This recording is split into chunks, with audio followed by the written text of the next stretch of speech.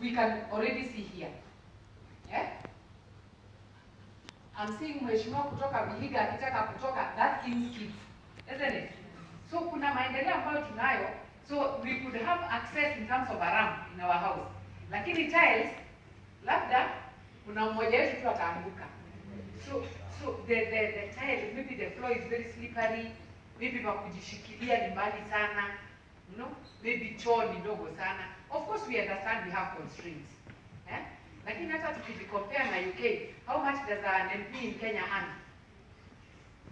Tena earn tu hata more, we are rated higher than us. Ndio? So tuwezi sema ni resources.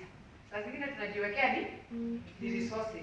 Yet in those other countries, they have actually they earn less than our major people here earn. So it's not true that sometimes ni resources peke yake. So as mheshimiwa you speak, what is it that we tujiongelele, tujiassess, sio? Sisi ni tumeweza kufanya, ndio tuone ni nini hiyo basi tunaweza fanya. Ni nini nyingine ambayo tunaweza fanya. Particularly now, even when we start talking about responsive budgets that are either gender friendly or inclusive. Wale watu wako hapa kwa committee ya roads. Tumeona roads vile ziko huko, sio? That those measures have to be there. Ni wakati wetu hapa labda tuko kwa committee ya road na tunaenda huko, ama tunadhani roads has nothing to do with disability. Ama tukiingia tu kwa building tunaona hiyo ingine yameisha. Transport, how are we entering? You know? On what we have done. Thank you so much. I want to talk about what we can do as Kenyan legislators, because we sit in our county assemblies and we pass laws, and then maybe they are kept in cupboards. That's a little unfortunate. Resolution number 1, if I will be asked, according to what we have seen working in the United Kingdom, I would say that all laws that had been passed, we check on them, they be checked, and if they are not disability inclusive, then we find a way of how they are getting amended. That is number 1. Because what I'm talking about like that is that we cannot go and keep cupboards of books that are not including everybody. And this one will be done through from our county assemblies to the national assemblies, because we have got our area member of parliaments.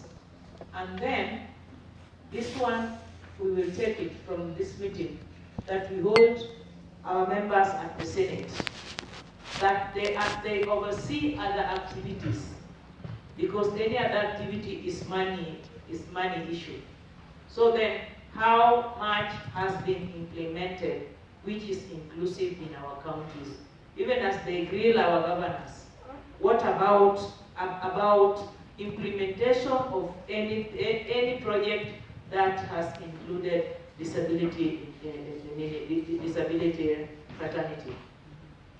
Number 2, or number 3, I wanted to talk about disability inclusive appropriated budgets with specifics.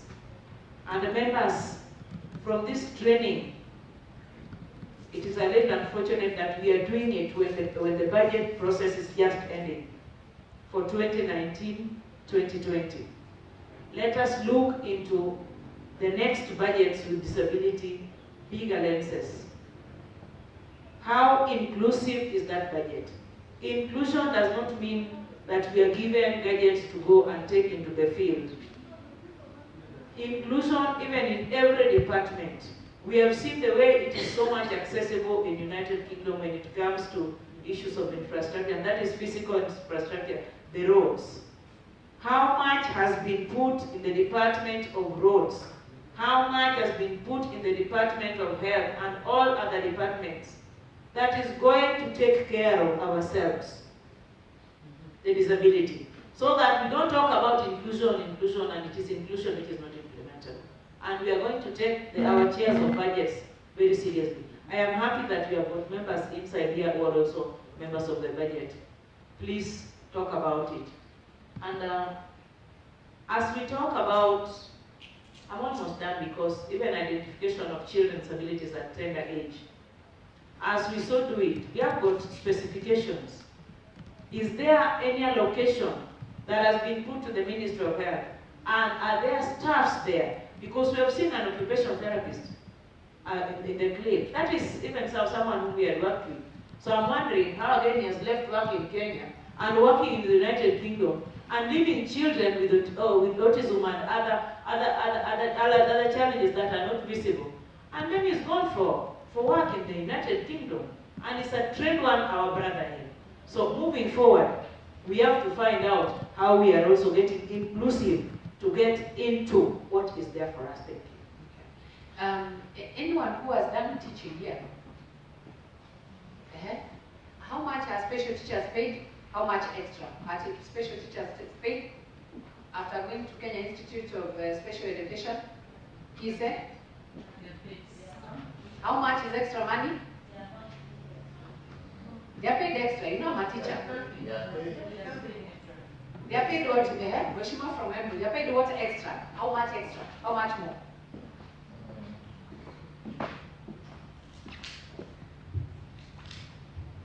Well, I'm a teacher by profession. Those teachers who got to pay for training and special training, they are given one increment. That's what I know. There is special training. And those who especially go to teach special schools, there is also some allowance. But I would say it is yet very little compared to other areas. When you are a special teacher, you're paid 1,000 shillings more. Okay? It's just the same thing. Like I'm an English teacher, so because English is a special subject, when I teach in a school, I'm paid 1,000 more. Okay? So for special education, you're also paid 1,000 more. So when Mwashima Onana asks, why has this guy left for the UK? What do you guys want this guy to do? He has done all manner of special things, but then what do you pay the person? So kila mtu, hata pia wewe penye umeketi hapa, ukajua that life out there is better.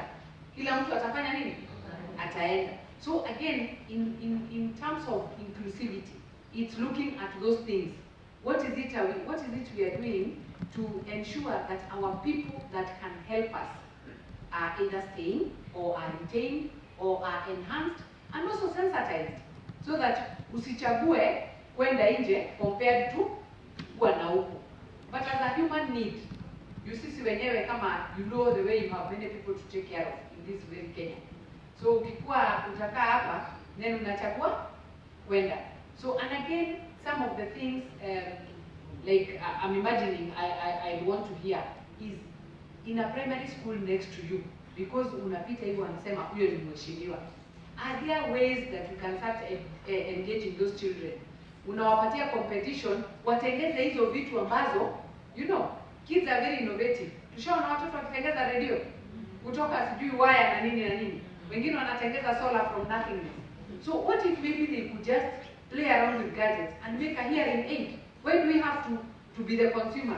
We've seen Mheshimiwa Mwaura there saying we do not want to be just the end user. But how do we become not end user? We have to do the doing, isn't it?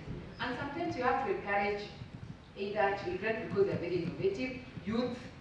Sisi wenyewe kama county, we're in charge of TVET, we're in charge of ECD.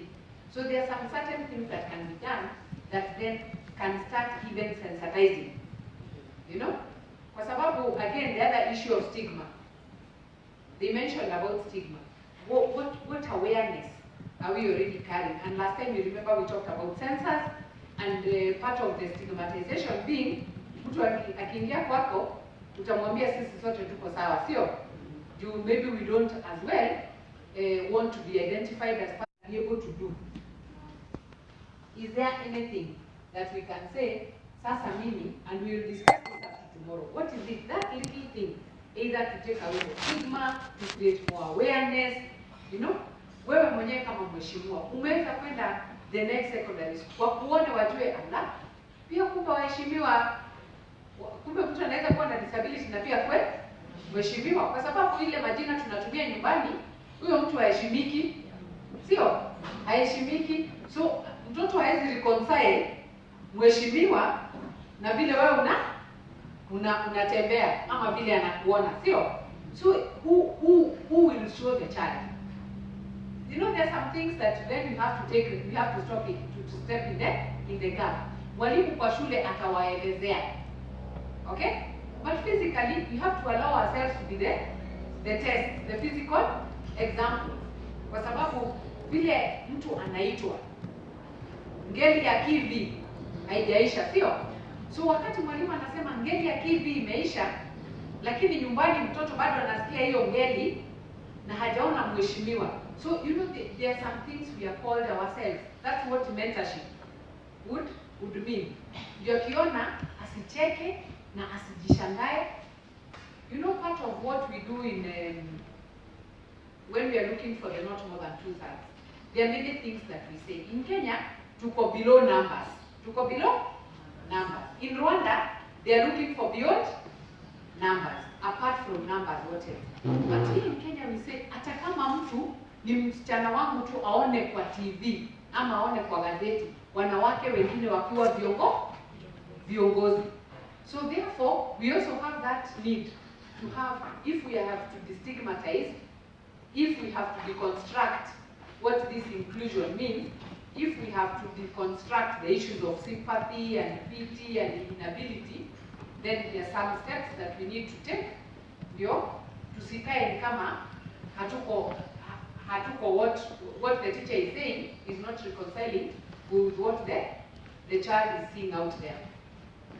There are some counties ukienda utasema kabisa there are no persons with disability. Tu haonekani, lakini labda wako huko nyuma. Alright? So we needed to just catch up on how is it we are doing, what are the contexts that we are facing, what are the things that the community is facing in terms of disabilities, but more importantly, what can we do? You tusikuwe tuna complain all the time, sio? We become doers.